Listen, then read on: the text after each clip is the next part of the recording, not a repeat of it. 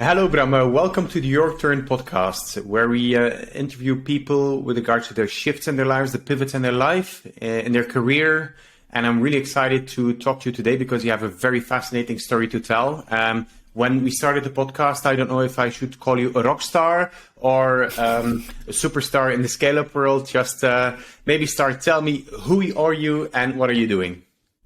Yeah, thank you for having me, first of all. So I'm Bram. I'm a 29, almost 30-year-old from Ghent.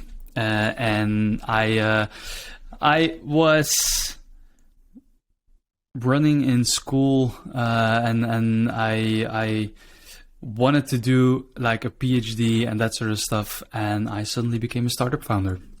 And relating to your rockstar thing, I think that was a load from the past. A load from the past, but you really had an idea of becoming a musician in the beginning, right? Yeah. In the early days, between my years of 13 and 18, I believe, I had a rock band. I was a singer, songwriter / front person of a band. And when you are that age, you always think, oh, this is going to go great. And I think it's with everything. I think it's related to startups as well. You always think like, oh, next year we're going to be a unicorn. Well, and yeah, stuff always gets in the way. Yeah. But okay. It was interesting times. Okay. And if you look at that, then you decided to either study, have a PhD, or to become an entrepreneur. So why did you make the decision then to become an entrepreneur? It was not a decision. It was something. I was always a person that made a lot of drawings, to say it like that. And I had a lot of ideas. And when I was running the preparation for the PhD, I wanted to do something with startups and funding. And so I was mixing in the ecosystem a little bit. And then I noticed that a lot of startups had a lot of questions. And again, an idea popped up. I made the blueprint of it. And then actually there was a friend that told me like, hey, you should stop making drawings. You should color one in. And that's when I said, okay, let's make the move. Let's do it. And that's how I ended up starting the first startup. It was a platform to help founders because I noticed that there was a lot of help needed for them. Yeah. And what type of questions popped up? Which ones did you hear? Yeah, it was a lot about, where do I find funding? Or I want to build a website. I don't know where to start. Or I need a logo and like all that sort of stuff. So I went to a lot of networking events for student entrepreneurs and that sort of people. And that's where I noticed like, okay, there was a lot of questions. But also a lot of people could help each other and they didn't know each other. So we built this two-sided marketplace where they could meet, where they could find each other. It was like, a whole algorithm that matched you based on your needs and your the things that you provide, and then it's all that shebang. Yeah, and did you have a revenue model behind it? Yeah, at some point. So we started launching it, and in the beginning it was all free. We wanted to build a large ecosystem and run on the data behind it. It was at the time, data is still relevant and important in a lot of business models, but that was the moment where it was even more important. Like we can gather a lot of data and we can do something with the data. And then it turned into, we worked with a lot of universities and colleges, not only in Belgium, but also outside of Belgium. And we built this algorithm that matched people within your own ecosystem first and then went out of there. So we had the idea like, okay, we can make ecosystems pay for this. But a lot of them were like nonprofits, universities, and money is tight over there. So exactly. That was a hard one. And I was going to ask, and that I also really like working with startups. The reality is they don't have money. Yeah. So Yeah. And what then, moment did you yeah. decide that it was maybe not the best way to create the revenue behind it? Yeah, pretty soon. So we tested it out with a lot of people, with a lot of nonprofits and also a few cities. But there was the same story there. And we pretty soon thought like, okay, we can also allow service providers on the platform and make them pay for their account. That was at the last stage before we turned it off. Basically, that was basically the last moment that we thought like, okay, this could be a way, but it would also dilute the vision of the platform to enable students, for example, two student entrepreneurs to connect them with each other and have them work together. If our business model would be professional suppliers, it would mean that we need to highlight them in the matching, and that would dilute the vision of connecting two students, for example. Clear. So that was your first real life experience in a startup, and it did not stop there. So how did you move forward? And when you move forward, were you moving forward with the same people? Yeah. So at some point, I was doing a lot of network events. I was still mixing in the ecosystem, and I got a lot of business cards. At one point, we even recorded a movie where a girl was processing all these business cards, and like the movie, it's on YouTube still. It takes 30 minutes for her to process like a small package of cards. Mm-hmm. And that was when like the business idea came of Cardify. And then we just decided like, okay, we're gonna move in that direction. We're gonna stop the Foundme platform and we're gonna move in that direction. We were only 3 people. So the team stayed. We just pivoted with the same team, and we're like, okay, this is cool. We were young and we saw another opportunity, so we moved in that direction. Yeah, and then once you had the idea, how did you start with this? Maybe it's a very good example on how to really go from ideation to creation, mm-hmm. and then going on the market. Yeah, so what we did is we had the idea of NFC business cards. So basically, we put together a very simple interface, and we ordered cards from China. And we just made them. I think within 2 weeks, we had the first prototype. It was then called HyperCard. And we put it on LinkedIn that we had this thing, and then Jonas Danes also shared it, and then we had a wait list of about 200-300 people that wanted to have a card and wanted to experience it. And basically that was when we decided like, okay, maybe we should put a little bit more time in it before we do anything. And essentially we then sat around the table with Jonas and we said like, okay, what are we going to do? We're going to stop Foundme. He was also a shareholder in there. And then we decided like, okay, let's just raise a small round of funding pre-seed to build Cardify and give it a year. And after 1 year, we'll see where it goes. Yeah. Okay. And something happened then, right? Yeah, there was the COVID situation, of course. So we People had didn't need any business cards anymore for a while. No. So the business cards were going all right, and the product was matured a little bit more, and we decided like, okay, we can track.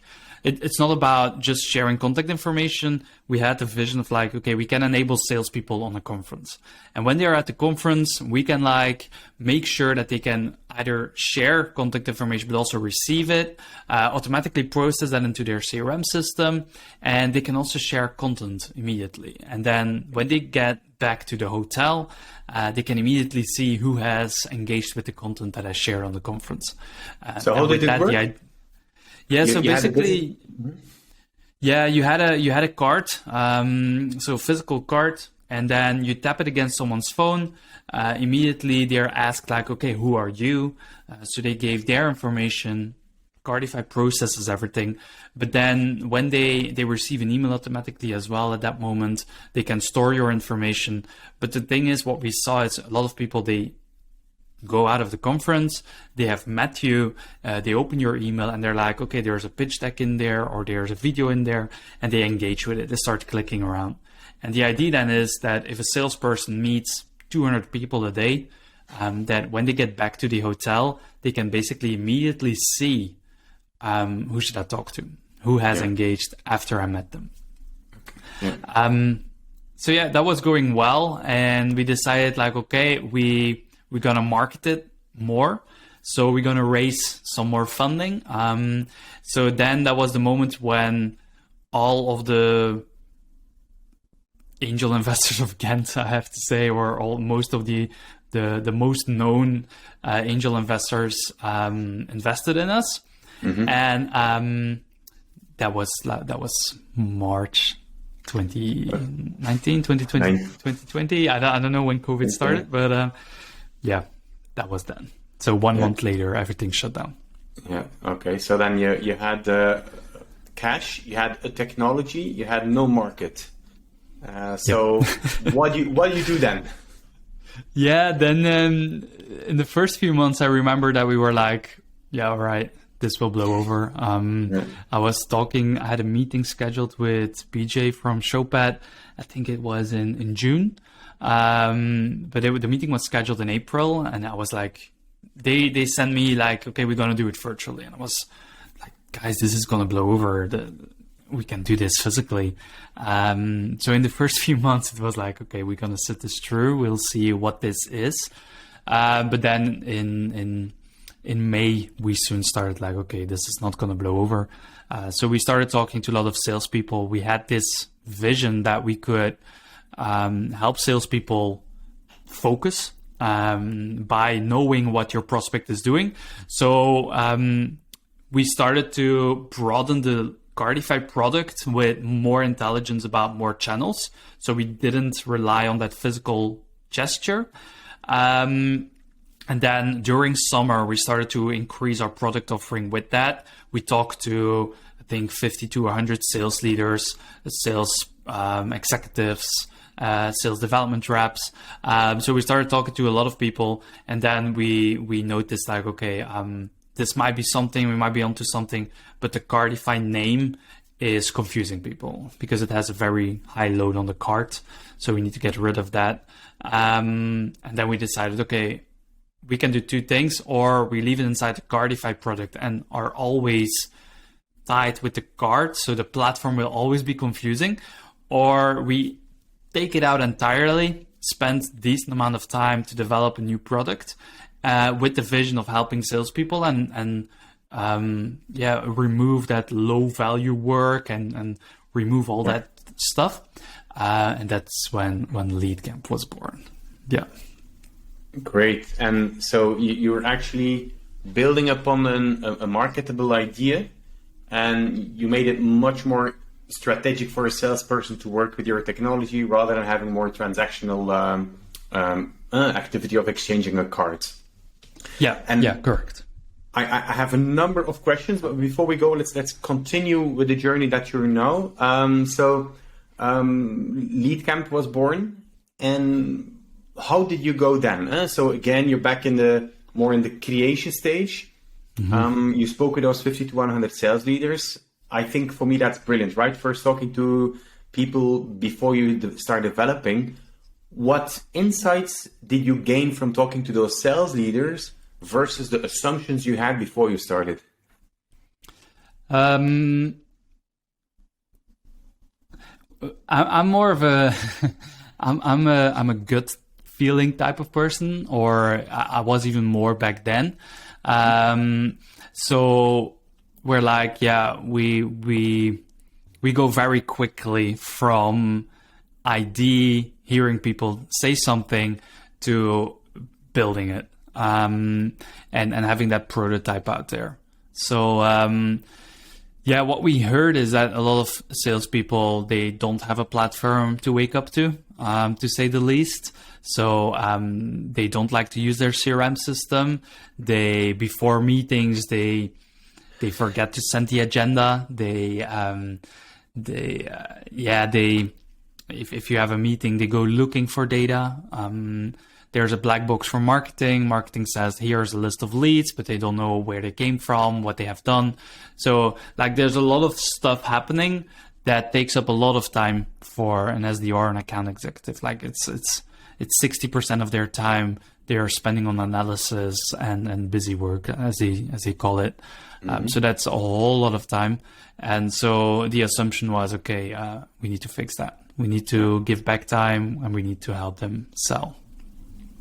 Okay. And it turned out to be the correct assumption. All right, great. And you grew pretty fast, right? So how many customers do you have right now? So in terms of, we have a free offering as well. So it's hard to say.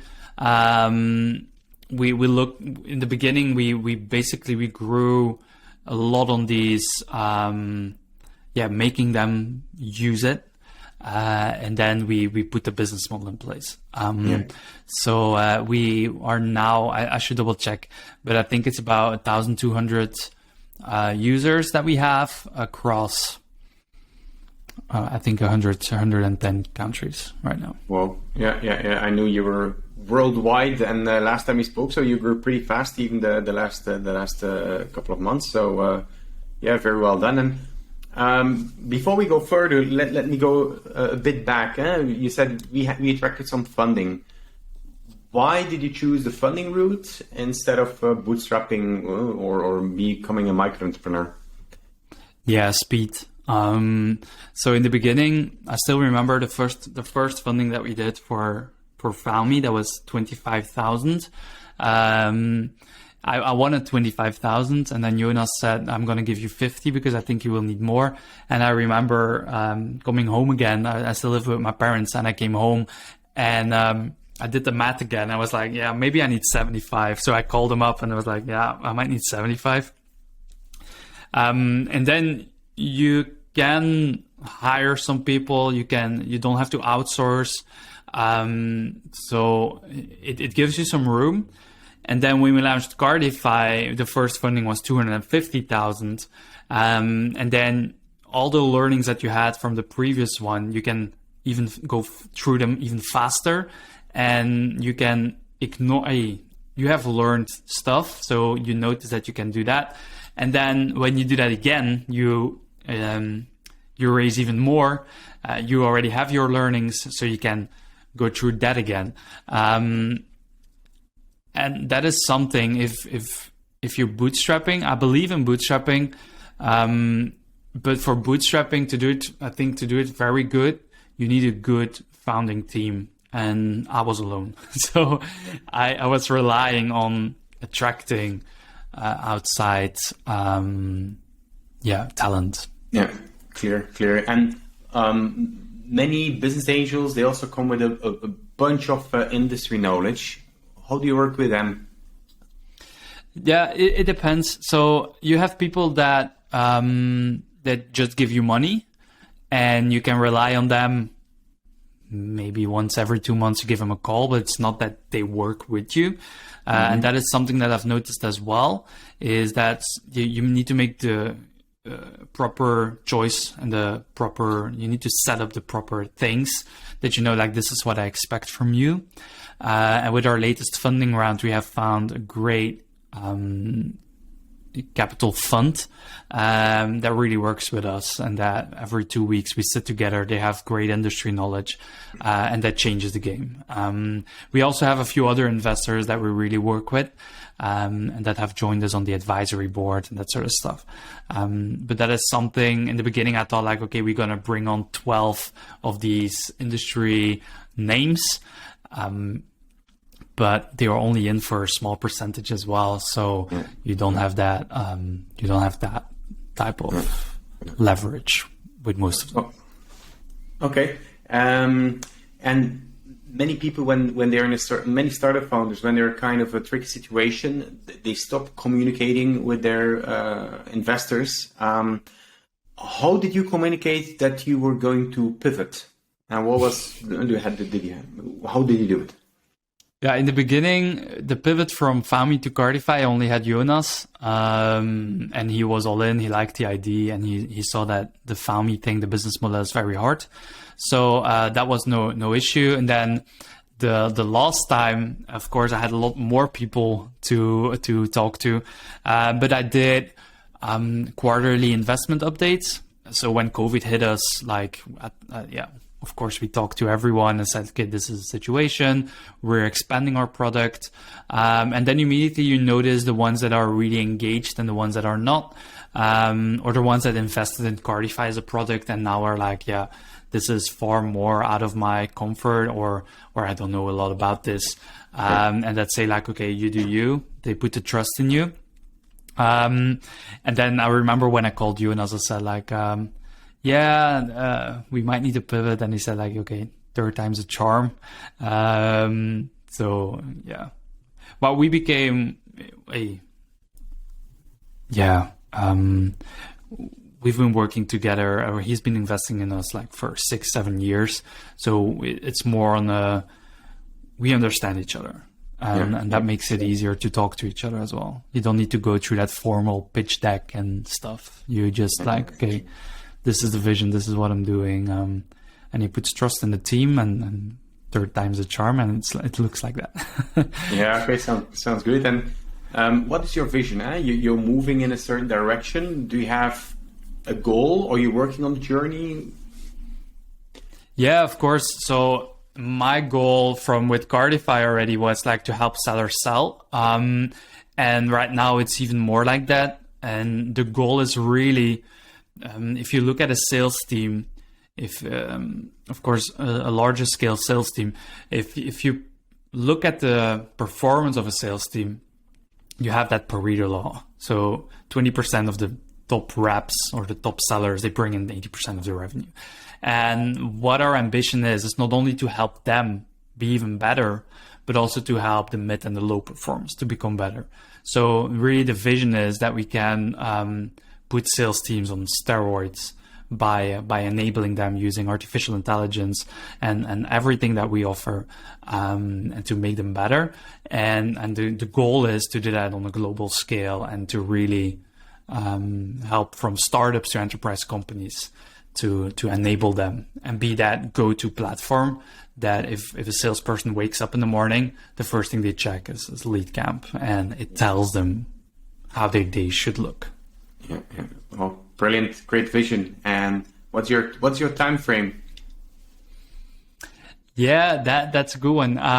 So right now, next week we are launching the most important feature that ties the full platform together. So we are launching our cadencing and sequencing feature, and with that, we're ready to go. So we are hiring salespeople right now across the world. So our first hire is in Lisbon, and we're gonna target the EMEA market from there. And the vision is that we end up the year with 7 digits, and that we grow massively from there. So within the next couple of years, we want to be the name in the game. If you say like, okay, my sales team is not performing as I expected, do I need to hire a sales leader, or do I need to fire everyone and hire new people? The thing should be like, okay, I'm going to bring in this technology that will help my team sell. Yeah. Well, okay. Sounds very ambitious and really, really very good. I mean, there is a need for salespeople. There's a need for good salespeople, and there's need for a very decent tool stack with helping the sales becoming more performant. So yeah, sounds very ambitious. Good. And if I heard you well, will you become a remote company if your first hire is in Lisbon? Yeah, we are fully remote. Yeah. And why this? First of all, it's of course it's started that way during COVID. So we had an office. We were working in an office. It was a decent size. We had a ping pong table. We had everything that we wanted, and we had a 360-degree view of the city. So we really loved that. But what we noticed is that it's working great at home. So I'm here in my desk, but it's also my podcast setup. I do everything here. If you need to put this somewhere else, like you lose freedom. Right now I wake up, the first few hours I work in my couch, and then I'm like, oh, I have a meeting in a bit. And then I get dressed and then whatever.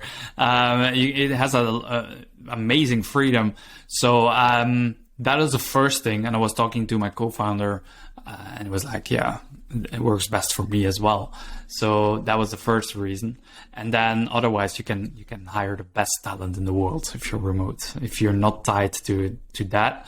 So we built these processes, like how to work remotely, how we do meetings, how we do all that sort of stuff.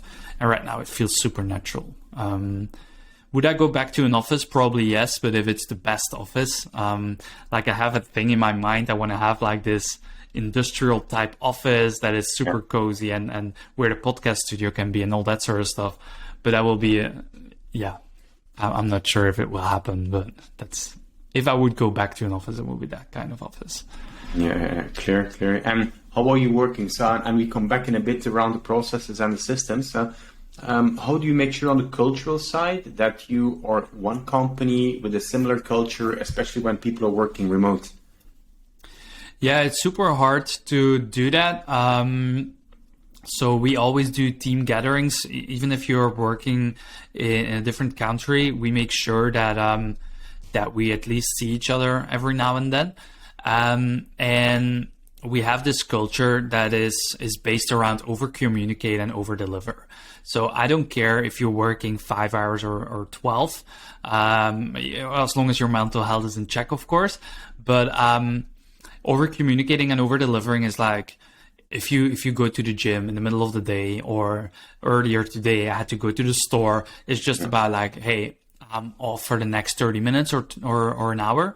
And over delivering is basically like, just make sure that there's impact. And I've noticed, as long as the team, because everyone is in different verticals, but as long as the team notices like, okay, we're making this progress, or you are really like, we're seeing that you're delivering, then I've noticed that everyone is basically okay with it. It's only the moment when people start to notice that, like, what is this guy doing? And that is the moment when, okay, we need to align. Yeah, definitely. And what is your most important moment, the gathering with the team? How do you mean? What is the most important moment? Do you have a moment like to town halls to celebrate wins or to give updates? What is the most impact for you? Yeah, it's beers. I think the most impact is literally that off time. So you can tell people like, okay, we're gonna meet there, and we're gonna have formal meetings. People don't look forward to that. What I really do is like, okay, we're gonna meet, and oftentimes it's like with the local team, it's like Tuesday evening. It's at that beer pub, and we're just gonna have a drink. And you start talking about business, but you also start talking about personal life.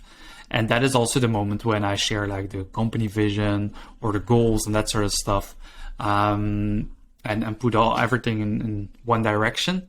Of course, if it's really needed, we do a meeting beforehand and do drinks later. But that works great. When I was working in Russia, I had people in the Balkan area as well. So we had an office in Moscow. I had people in Ukraine, Romania, Bulgaria. What I did wrong is I had those meetings with my local teams, but I did not always involve my remote team. So they kind of felt left out. How will you prevent this? Yeah, that is, we have done that before as well. Because at some point we had people in Italy and China. And what we did is, we do the meeting room, and we make sure that every single person with a laptop has his camera on. So the person that is outside of the meeting room has a first person view of that, of everyone on their screen. So at some point we were at 12 people. So it was a screen filled but 10 people were actually in the same room, and we had a central microphone. And that worked great. That technology can solve a lot. Maybe not everything, but a lot. You have a type of technology where people that are remote even have the impression they have the same experience as the people that are in the same meeting room, and it really helps. I wouldn't use like you have that like the television screens with a camera on top of it, and it's at the end of the table.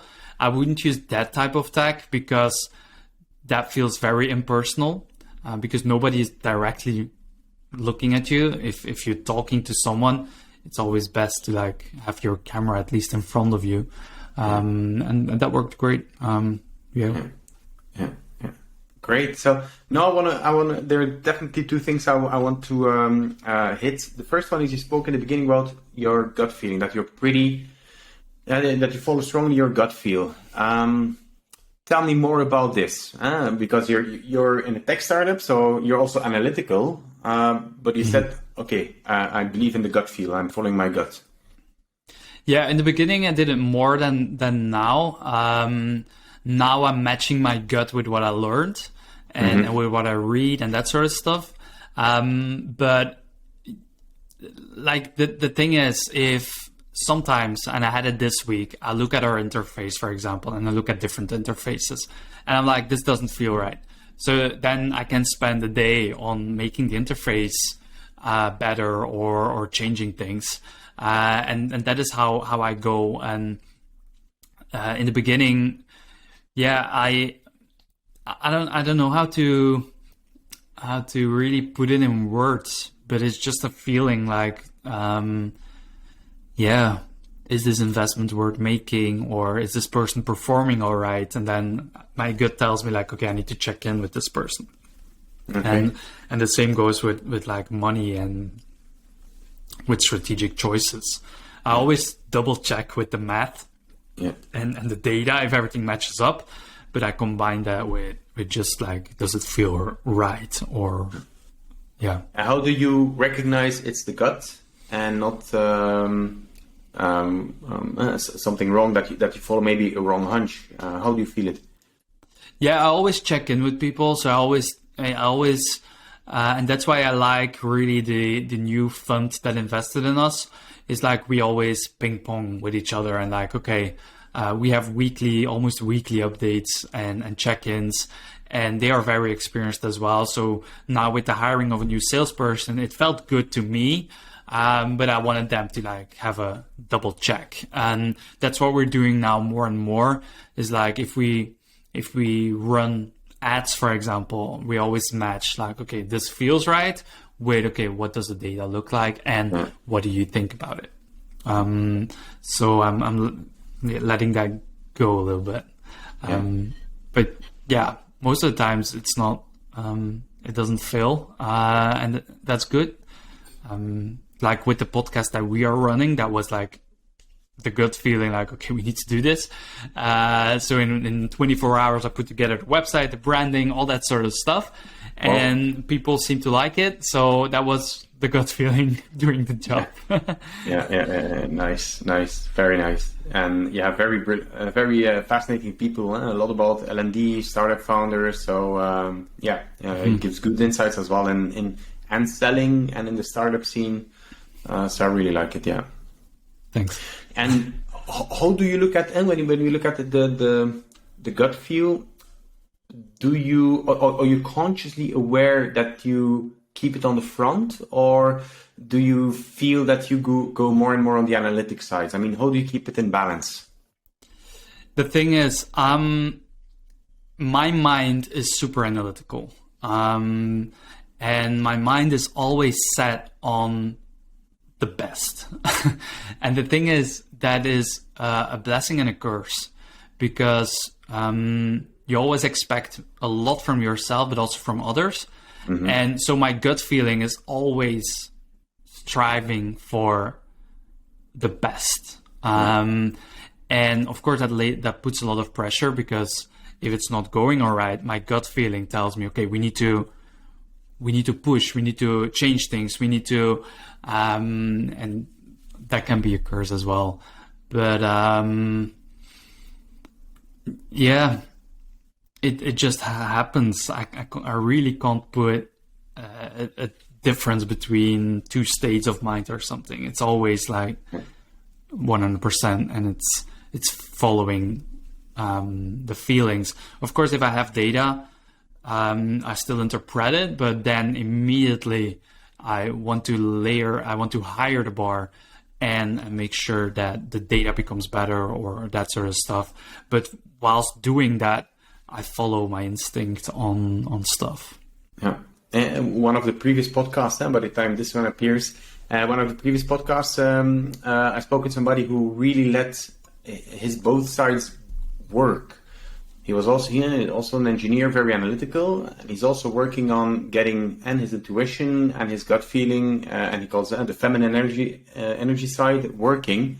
And he says, okay, the hard thing as an engineer is we always want to have results, we always want to analyze, but letting your feminine side do the work, and for this you need to step back and let the mind work. Do you have something else, or do you just go all in and combine it? Yeah, I think maybe I do it, but I don't notice it for myself, I believe. I'm not super conscious about it. Yeah, it's very good. Don't lose it. All right. And then if you look at your, we just spoke about processes and about your system. So on the one side, in order to start up something, you need processes. In order to scale, you need processes. So for a startup founder, what are for you the most critical processes to start? The most critical is make sure you're legal and and get going. Of course, with a software product, you have a lot of stuff around data, GDPR, and that sort of stuff. Then bringing it to market, you have of course your processes to run the marketing side of things, and of course to make sure that your sales engine is running. But again, this is something that is a lot with my gut feeling at this moment. I don't have a lot of things that are really set out, and this is how we're going to do things, or this is how this is going to run, except for maybe hiring and that sort of stuff that is really like, okay, this needs to happen, and if there's a new joiner, we need to do this and this and this, and if somebody leaves, we need to do this and this and this. Yeah, that is really most of the process that I can think about. I'm probably doing more than what I think, but this is what I now on top of my mind. Mm-hmm. And when you start to implement a lot of processes, the velocity of a company tends to go down. You get overhead, you get people that are just doing the processes. They maybe forget why we have set up process in the first time. Do you take this into account? And if so, how will you guard yourself against this? Yeah, one of the things that I was noticing, and what our investor said as well, is you need to hire staff. Because things are getting more structured, and of course we want to go now into hyper scaling. So with that comes a lot of overhead and like, okay, track the data, make sure that everything is aligned and that sort of stuff. So one of the things that we had to do is now, okay, we need to expand our team, because if you're spending your time on one thing, the other thing is being forgotten. Yeah. So we're trying to, that is one of the things that we're really trying to achieve is make sure that we can go into that scaling mode without things being left behind. And in order to be able to scale, what systems are you still lacking, or what are you working on?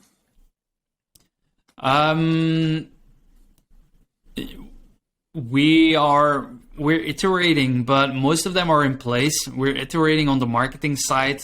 We want to build really a flywheel, so the product is self-sustaining, and our sales team only focuses on accounts that are big enough to make the cost of sales worthwhile. So we're really building that flywheel, and that is something that is a whole system from from start to finish, it needs to be glued together. It needs to stick. And that is something that we're constantly iterating and bringing outside counsel in so they can look at different aspects of it to make sure that every single part of that engine runs smooth. And that is one that we had a good system going. We had about 200-300 customers coming in, but there was a high churn. So we went back to the drawing board, like, okay, where do they come from? And what do we need to change top of the funnel to make sure that down the funnel, the conversion is better, or that the churn is better, and that sort of stuff.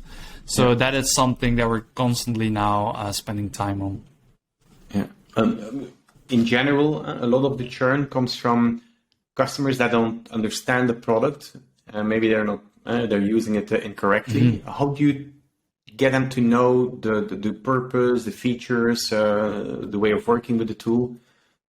Yeah, it's largely depending. So the problem can also be that the person that comes inside the product is not the person for the product. Yeah. So we had, for example, a lot of B2C people, that individuals that wanted to do, for example, in the beginning was email tracking. And we're like, okay, email tracking, we do it, but it's not like they're not going to pay $100 a month for email tracking, because our platform can do much more than email tracking. So there was a mismatch. So with that, you go back to the drawing board, and that's purely targeting. Once somebody is in the product and it's someone that is a target customer and that works well, I get immediately notification inside LeadCamp, and it matches it with my ideal customer profile. And when that is all aligned, LeadCamp, in my behalf, sends out an email to schedule that meeting if I see that the deal potential could be high enough to spend time on it. But LeadCamp does that all automatically for me, so I don't need to spend time on that. And then inside the platform, we use a variety of tools. We are a big intercom user, and so we use their product to send out transactional emails and to do product tours and to do all that stuff to make sure that the flow goes well. We always ask in the beginning of the product, who are you? Are you a salesperson? Are you a manager or a marketing person? And based on their answer there, it changes their flow from the onboarding. So and that is all stuff that we track constantly.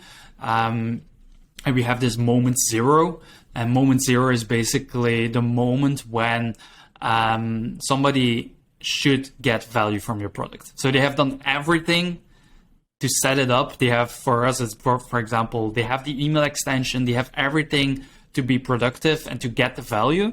And then basically you start tracking, like, okay, when do they get the value? And they should be within 24 hours, they should get the value. So all our tracking and all our data is pointed towards moment zero at this point. Okay, and how far are you with this? How many percentage of the people are at moment zero in 24 hours? I should check. I'm not the CTO at this point, so the product metrics are not my side of things. I should double check, but for the salesperson, it's really looking good. For the manager, there's a lot more to set up. So not everyone is reaching moment zero on that end yet. Yeah, but it's very good that you're tracking this as well. And currently, I assume your average cost per sale is pretty low. And by hiring the B2B salesperson, you probably aim to grow this up to a certain level. What is your key market? The key market is SMBs, mid-market, and up. So the companies we talk to are between 20 salespeople and 5,000.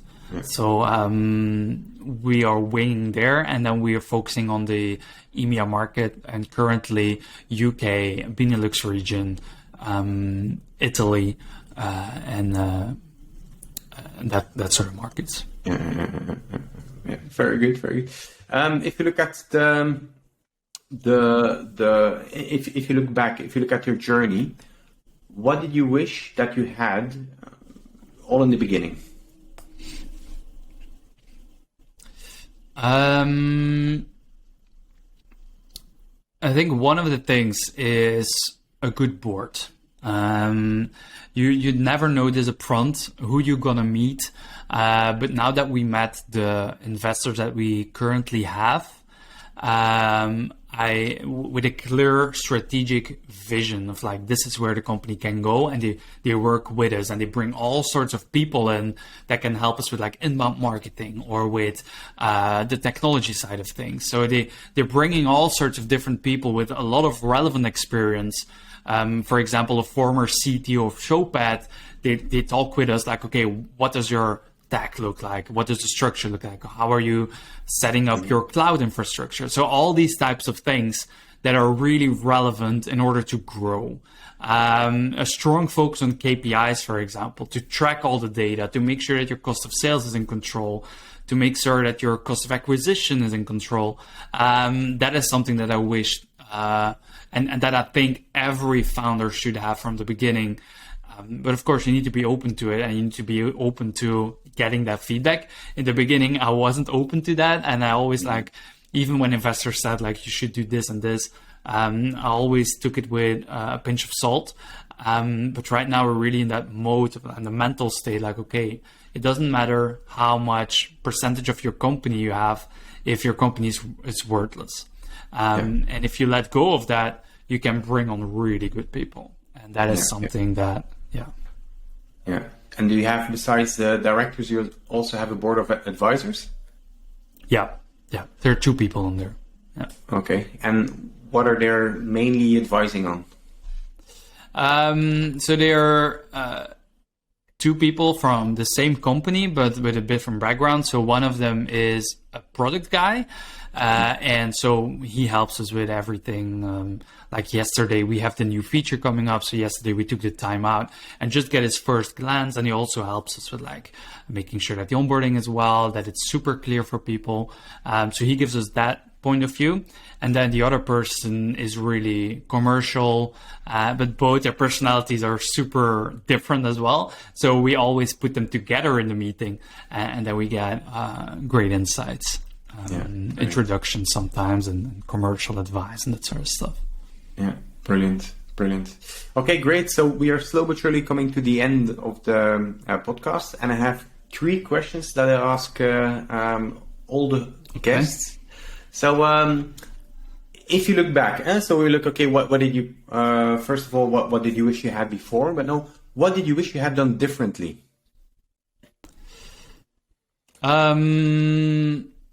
Nothing, because I think everything happens for a reason at that moment when it happens. So I'm glad that we did what we did. Sometimes the only thing I could potentially think of is to just be a little bit more blunt sometimes in terms of not overthinking certain steps and just follow my gut sometimes a little bit more even. Because we've never had that breakthrough moment when we said like, okay, now we're really on a roll. And sometimes I think like, there we could have unlocked that a little bit more. But again, it happened for a reason. So why would I worry about it? So yeah, if there's one thing, it would be that, just to dare a little bit more and just to make some investments when they are needed to, in order to unlock maybe more growth and that sort of stuff. Yeah. Okay. Then the second one. So in your journey, did you have a podcast or books that inspire you, give you inspiration, and which ones are those? I only recently discovered podcasts because I wanted to build one myself. So that's when I decided like, okay, I'm going to listen to a few. But I read a lot of books. There's one here in particular that is laying on my desk, which is The Making of the Manager from Julie Zuo. And she is a product manager I don't know if she still is, at Facebook. And she was there in the beginning. So this book is really about how to become a good manager and how to do stuff. So this is one that that I look back to. And then the other one is 7 Habits of Highly Effective People. That is one that really, both business and personally, really makes you think about stuff. So those are the 2 ones that I really look back to.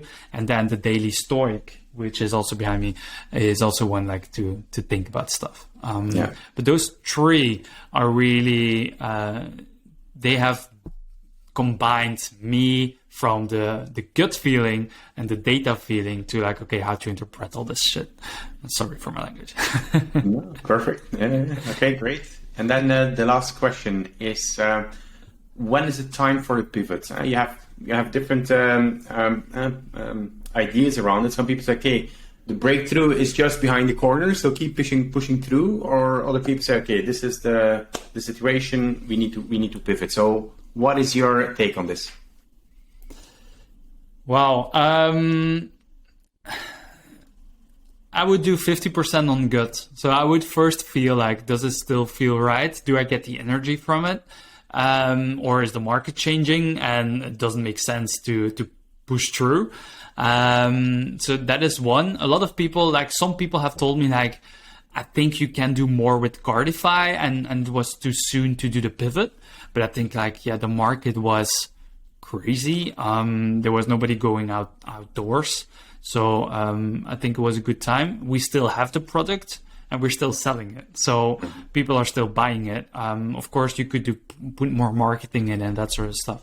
But I think it felt right at that moment to do it.